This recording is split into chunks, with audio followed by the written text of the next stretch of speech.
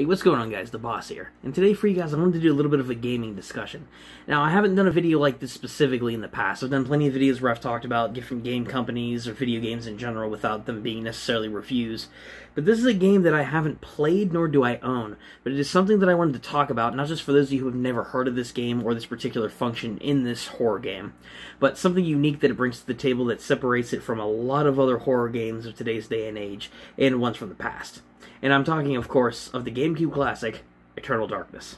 Upon seeing the game for the first time, despite not owning a Gamecube or playing the game at this current time when I'm filming this video, I will say Eternal Darkness caught my interest right away, from reviews I've seen, from gameplay footage, and of course from my own research that I've looked up.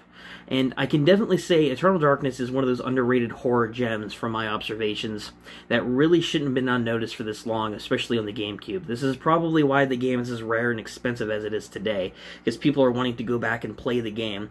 But despite that, not many copies were sold, and this is a pretty expensive game now. It's about 70, 80 bucks, at least on the Gamecube.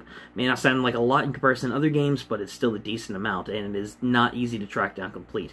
However, the point of this video wasn't to talk about the rarity of the game or its role in the survival horror genre. Rather, there's a specific element of the gameplay that I want to talk about, known as the Sanity Meter, and the effects that it has on the gameplay, as well as the person playing the game, and how it makes it one of the most unique entries in the horror game genre, period, in my opinion. The Sanity Meter in Eternal Darkness serves as your character's main form of reality, if you want to call it that. The Sanity Meter, over time, if your character can function normally, walk around, build weapons, go around different areas, do puzzles, do all the normal horror game stuff in that aesthetic, as you're traversing through the story, the Sanity Meter acts as your grip on reality. However, there is a big thing with this Sanity Meter that a lot of people would never expect. As you play through the game, as you get attacked by monsters, as you go throughout the levels, period, the Sanity Meter slowly declines. And the slower the Sanity Meter goes, and the lower it gets, the more that your grip on reality becomes unhinged. Not just for the player character, but you playing the game. Your character starts to react violently, confused, talking to themselves, seeing things that aren't there, hearing things that aren't there, and begins to lose their sense of self until you restore the Sanity Meter by killing enemies and finding different items throughout the game.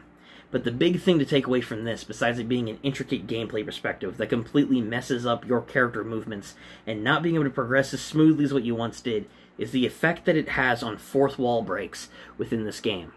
Throughout various glitches and what might appear to be glitches, when the Sanity Meter is depleted, a lot of people have experienced it. From what I've seen from gameplay features, the game goes to the extent of making you think that your game has crashed with a restart screen, booting you back to the same menu screen to think that your game was completely crashed, making you think you're playing a demo of the game with a certain screen popping up, and just hearing knocks on doors, seeing monsters or ghosts that may or may not be there, and even seeing something like a console reboot screen. A lot of these things, as impossible as they might sound, appear, to the point where if you're even seeing a restart screen, it makes the player scared to think that they lost progress, that they were playing a demo, that they don't have access to the full version of the game, or maybe the game crashed. Maybe the volume goes all the way down, because that's another setting that it shows.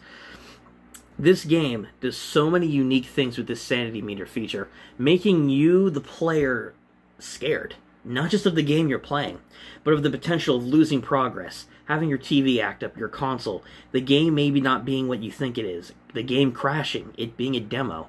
All of these things Eternal Darkness takes to not just encapsulate the horror of playing through a creepy game, but the horror of losing progress and playing the video game, period, in real time.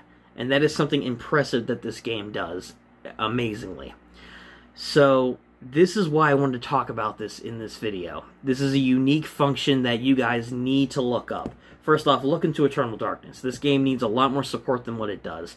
There's very few people that know about it. I, for one, did not really know much about it until recently, and that's what inspired me to make this little video talking about the unique horror element that it brings with the Sanity Meter. And this is something, again, I'll say, in addition to looking up the game, look up gameplay footage on YouTube, look up the different effects that it has, look up how it affects the gameplay, look at the different things that it brings up on your screen, like crashing the game or playing a demo. These are real things that pop up. Please look these up, and you will be amazed about what this game does by taking this little thing you may not think about and bringing it to a whole new level of the horror genre. And that is what makes Eternal Darkness I think have one of the best elements of really anything gameplay-wise in the horror genre. It's definitely a standout. And that's it for today's video, guys. I just wanted to do a quick little video talking about this with you, because, again, I recently found this out, and I don't know how many people know about this personally. So let me know what you guys think about this in the comment section down below. So, if you guys are interested in checking out this game at all, please look it up on YouTube. Like I said, if you own a copy of the game, good for you.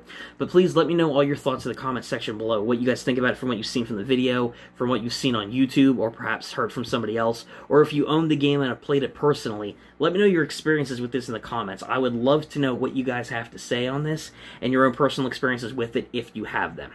With all that in mind, guys, thank you for watching. If you did enjoy, give it a like. Subscribe to the channel if you guys want to catch more videos like this in the future. And comment down below your thoughts and feelings on this video. With all that in mind, guys, this has been the boss saying peace.